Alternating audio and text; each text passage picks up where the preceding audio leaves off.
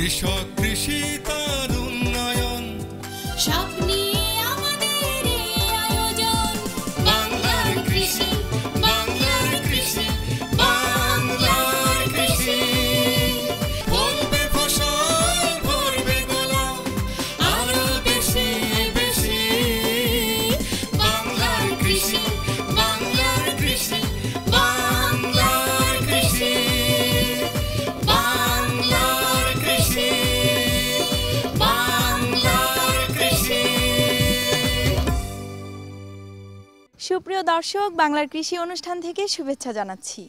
কৃষি তথ্য, প্রযুক্তি ও পরামর্শ নিয়ে আমাদের প্রতিদিনের কৃষিভিত্তিক এই আয়োজন বাংলার কৃষি।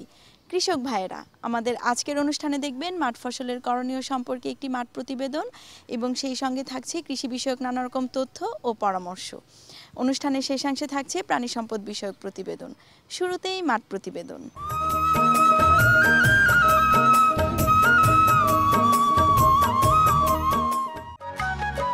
প্রাগ ঐতিহাসিক কাল থেকে দেশের কৃষকেরা দেশীয় ধান উৎপাদন করে তাদের খাদ্যশস্যের চাহিদা মেটাত। জনসংখ্যা বৃদ্ধির সাথে চাহিদা বেড়ে যায়। উপসি ধান আবাদে আমাদের ফলন বেশি হয় ঠিক, কিন্তু খড়ের আকার অনেক ছোট হয়ে যায়। আগে যেখানে লম্বা করে ধান কাটার পরও বেশ খানিকটা লম্বা নাড়া জমিতে থেকে যেত, এখন উপসি ধানে সেই রকম হয় না। আমাদের দেশি ধানের নাড়া জমিতে রেখে উল্টিয়ে পাল্টিয়ে শুকানো হয় এবং একত্র করে আগুন ধরিয়ে দেওয়া হয়।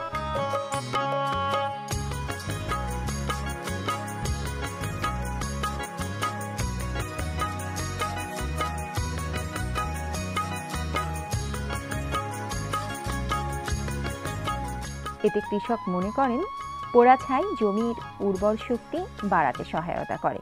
নাড়া পোড়াই ফসল মাটি ভালো থাকবে আর পোকামাকড় ধ্বংস হবে, ফসল ভালো হবে। একই সাথে মাটিতে থাকা ক্ষতিকারক জীবাণুগুলো মারা যায়। আসলে ঘটেও তাই। আমাদের বিজ্ঞানীরা বলেন খড় পোড়ালে যেই সকল রোগ দমনে সহায়ক হয় তা হলো উফরা, bacterial leaf blight, bacterial leaf streak, খোল পচা, কাণ্ড পচা, বাদামি দাগ। আর খড় পোড়ানোর ফলে যেই সব পোকা দমনে সহায়ক হয় তা হলো মাজরা পোকা, লেদা পোকা, শীষ কাটা লেদা পোকা, বাদামি গাছ ফড়িং দ্বারা ক্ষতির পর অবশিষ্ট ডিম ও নীল। খরচবিহীন এই কাজটি আমরা সবাই করব, ধান কাটার পর জমিতে নাড়া বা খড় শুকিয়ে। এতে আমাদের জমির উর্বরতা এবং ফসল উৎপাদনে শক্তি বাড়বে। বিভিন্ন উপজেলায় মাঠে ঘাটে দেখা যাচ্ছে যে প্রচুর পরিমাণে আমরা এই নাড়া ধানের যে খড় এটা আমরা মাটিতে মিশিয়ে দেওয়ার জন্য আগুনে পুড়িয়ে এটাকে জৈব সার হিসাবে আমাদের মাটিতে যোগ হবে। এবং আমরা জানি যে মাটির যে প্রাণ এটা হলো জৈব সার। যদি জৈব সার মাটিতে থাকে তাহলে ফসল উৎপাদন সুন্দর হবে এবং রাসায়নিক যে সারের যে কার্যক্রম ত্বরান্বিত হবে। এবং আমরা এটাও জানি যে আমাদের শতকরা 5% জৈব সার আমাদের থাকা দরকার, কিন্তু আমাদের দেশের মাটি, আমাদের জেলার মাটিতে অনেক জায়গায় 5% জৈব সার পাওয়া যাচ্ছে না। সেই জন্য আমরা সমস্ত জেলার বিভিন্ন উপজেলায় আমরা এসওদের মাধ্যমে এবং কৃষি অফিসারের মাধ্যমে আমরা এই বোনামন ধানের যে নাড়া এগুলো যে খড় এগুলি মাটিতে পুড়িয়ে দেওয়া হচ্ছে।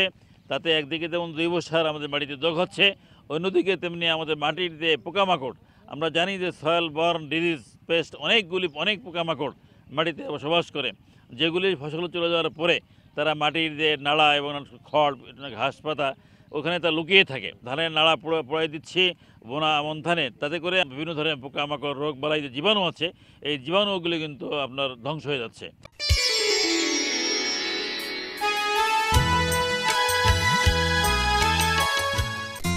আমাদের গবাদি পশু বিশেষ করে গরু এবং মহিষ ধানের খড়কে প্রধান গোখাদ্য হিসেবে গ্রহণ করে। আমরা প্রচলিতভাবে এক গাদা খড় গরু মহিষের সামনে রেখে দেই। তারা এলোপাতাড়িভাবে এগুলো খায়, যার অধিকাংশই অপচয় হয়। এই সমস্যা সমাধানে ব্রি তাদের প্রকৌশল বিভাগ থেকে চপার নামে একটি মেশিন আবিষ্কার করেছেন, যা খুব কম সময়ে ধানের খড়কে কাঙ্ক্ষিত আকার বা মাপে মুহূর্তেই কেটে দেয়, যা গবাদি পশু নিমিষেই বেশ আয়েশ করে খায়। অপচয়ও কম হয়। প্রয়োজনীয় চাহিদা অনুসারে এগুলোকে বিভিন্ন সাইজে কাটা যায়। এই যন্ত্রটা দিয়ে খড় কাটা যায়। ধান, ভুট্টা, তারপরে ধনিচা এবং পাটের বিভিন্ন অবশিষ্ট অংশগুলি কেটে কেটে টুকরা করা যায়। বিশেষ করে যেখানে গরুর খামার আছে, ওই গরুর খামারের জন্য এই যন্ত্রটি খুবই উপযোগী। এই যন্ত্রের দ্বারা খড়কে টুকরা টুকরা করে গরুর খাওয়ানো যেতে পারে। পাটকে টুকরা টুকরা করে কেটে পাট কাঠিকে পাটেক্স এর কাজে ব্যবহার করা যেতে পারে। তেমনি হলো ভুট্টার যে অবশিষ্ট অংশ থাকে এগুলিকে টুকরো করে জ্বালানি হিসাবে ব্যবহার করা যেতে পারে। এই যন্ত্রটি আমাদের ফার্ম মেশিনারি বিভাগ কর্তৃক উদ্ভাবিত। এই যন্ত্রের কার্যকারিতা হলো প্রতি ঘন্টায় প্রায় 400 কেজি খড় কাটতে পারে এবং ভুট্টা প্রায় 300 কেজির মতো কাটতে পারে।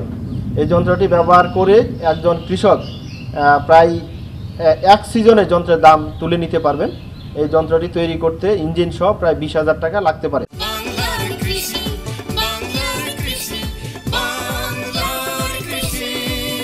শুধু দর্শক দেখছিলেন প্রতিদিনের কৃষিভিত্তিক অনুষ্ঠান বাংলার কৃষি। কৃষি তথ্য ও প্রযুক্তি নির্ভর আমাদের এই বাংলার কৃষি অনুষ্ঠানের মাধ্যমে আমরা প্রতিদিন আপনাদেরকে জানিয়ে দিচ্ছি কৃষি সফলতার বিভিন্ন দিক। সঙ্গেই থাকুন। এখন দেখবেন প্রাণী সম্পদ বিষয়ক প্রতিবেদন।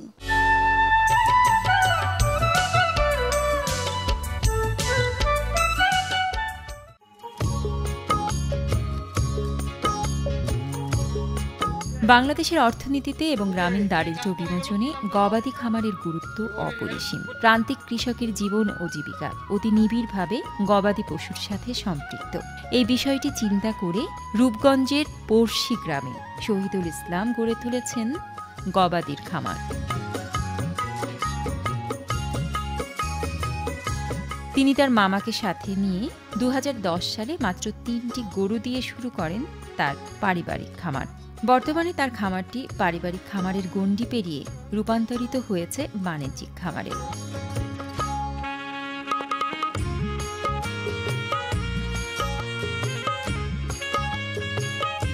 যতগুলো গাভী ততগুলো বাছুর, আবার বছরে বছরে বাছুর। বর্তমানে বাছুর সহ তার গরুর সংখ্যা 24টি।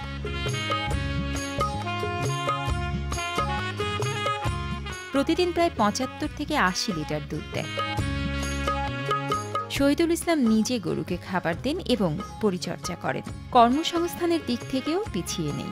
তার খামারে 2 জন লোকের কর্মসংস্থান হয়েছে। তারা কাঁচা ঘাস কেটে এনে গরুকে খাওয়ায়। প্রজনন স্বেচ্ছাসেবীদের জাত উন্নয়নে সহায়তায় তার খামারে শোভা পাচ্ছে বিভিন্ন উন্নত জাতের গাভী ও বাছুর। তার খামারে লাল সিন্ধি জাতের একটি এড়ে বাছুর চোখে পড়ার মতো।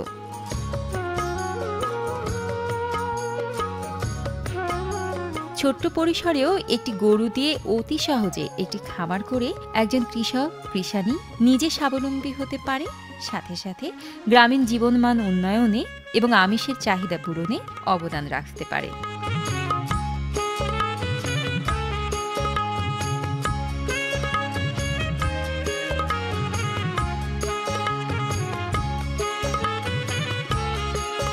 শুরু করলাম আমরা 3টা গাভী দিয়া। 3টা গাভী থেকে আমরা পুরোপুরি 24টা গরু আছে এখন আমার পালে। তারপর আপনার যে এই জায়গা 6টা হাড় বিক্রি করছি।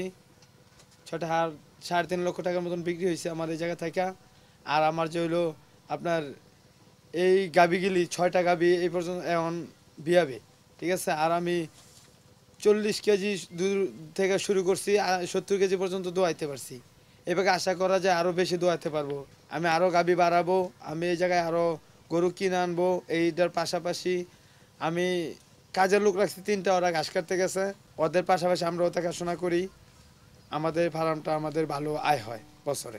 প্রতি বছর বছর বাচ্চা দেয়। তারপর আমরা দুধও পাই। আবার এই বাচ্চা গেলে আবার গাভী করি। যেটি সার হয় সার করে ঈদে বিক্রি করে ফেলাই। আর যেটি এই দামির হয় গাই গরু হয় উঠি আবার আমরা বাচ্চা দেই, বাচ্চা হয় উঠি থেকে আবার আমরা দুধ পাই। আমরা ওই দামুর বাচ্চা গেলে বিক্রি করি না, সার বাচ্চা গেলে সাইডে দিই। ওই দামুর বাচ্চা গেলে আমরা বিক্রি করি না, দামুর গেলে রাইখা দিই। এই খামারটা ঢাকার কাছে দেখা ঢাকার মানুষও এই ভালো দুধ খাইতে পারে আমার খামার থেকে নিয়ে।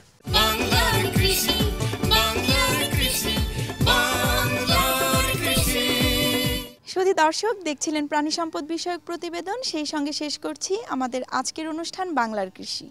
বাংলার কৃষি আগামীকাল একই সময়ে প্রচারিত হবে। কৃষক ভাইয়েরা, আমাদের এই অনুষ্ঠান সম্পর্কে আপনার মতামত এবং পরামর্শ আমাদের লিখে জানাতে পারেন। আমাদের লিখবার ঠিকানা প্রযোজক বাংলার কৃষি, কক্ষ নম্বর 222, বাংলাদেশ টেলিভিশন ভবন, রামপুরা, ঢাকা। আমাদের email address banglarkrishi@ais.gov.bt। Facebook ID বাংলার কৃষি। আপনারা ইচ্ছা করলে ইউটিউবে বাংলার কৃষি অনুষ্ঠানটি দেখতে পারেন। কৃষক ভাইরা, আপনারা সুস্থ থাকুন, ভালো থাকুন, সেই প্রত্যাশায় শেষ করছি আমাদের আজকের বাংলার কৃষি। আল্লাহ হাফেজ। কৃষক কৃষি তার উন্নয়ন। স্বপ্ন